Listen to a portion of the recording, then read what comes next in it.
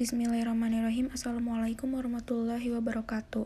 Perkenalkan, nama saya Kamilah Nadia, NPM 10060319096 dari Farmasi C. Di sini saya akan membahas apa itu prinsip HLB, apa itu Gibbs adsorption, dan juga potensial zeta dalam aplikasi sediaan suspensi itu seperti apa. Pertama, surfaktan. Surfaktan itu merupakan senyawa amfilik yang memiliki gugus hidrofilik dan hidrofobik. Gugus hidrofilik merupakan kepalanya yang bersifat polar, dan hidrofobik merupakan ekornya yang bersifat nonpolar.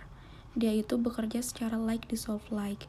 Surfaktan ini bisa menurunkan tegangan permukaan, menjadi emulgator, menjadi pembasah, sebagai deterjen, dan dapat juga meningkatkan kelarutan.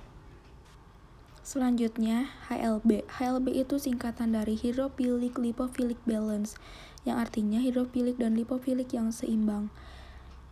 HLB ini nilai untuk mengukur efisiensi surfaktan, di mana dengan prinsipnya semakin tinggi nilai HLB surfaktan, maka semakin tinggi nilai kepolarannya. Begitupun sebaliknya.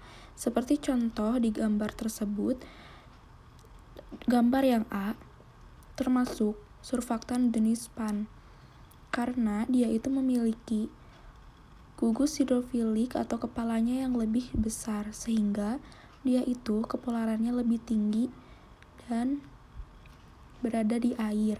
Sedangkan yang B termasuk HLB yang bagus, di mana seimbang antara hidrofilik dan hidrofobiknya. Pada gambar C menunjukkan bahwa HLB-nya itu rendah karena dia memiliki gugus hidrofobik yang besar, sehingga cenderung ke minyak dan bersifat nonpolar. Lalu selanjutnya adalah Gibbs absorption. Gibbs absorption ini persamaan yang digunakan untuk menghubungkan perubahan konsentrasi komponen yang bersentuhan dengan permukaan, di mana konsentrasi surfaktan yang membantu adsorpsi pada suatu area dari kuatnya tegangan suatu permukaan. Jadi, diambil dari salah satu fenomena, yaitu tanah yang kering. Tanah yang kering, bila hanya diberi air saja, dia itu akan kembali kering.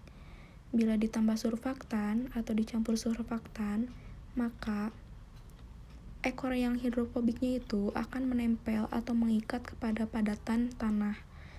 Nah, sehingga dia itu akan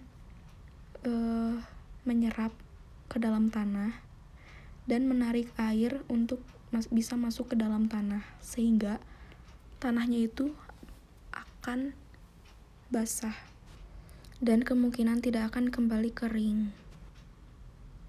Selanjutnya ada potensial zeta pada suspensi.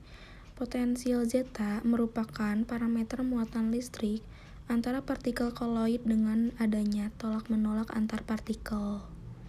Jadi, semakin tinggi potensial zeta, maka akan mencegah terjadinya flokulasi atau penggumpalan. Dan sebaliknya, jika semakin rendah potensial zeta, maka akan terjadi flokulasi. Sekian dari saya. Wassalamualaikum warahmatullahi wabarakatuh. Mohon maaf bila ada kesalahan.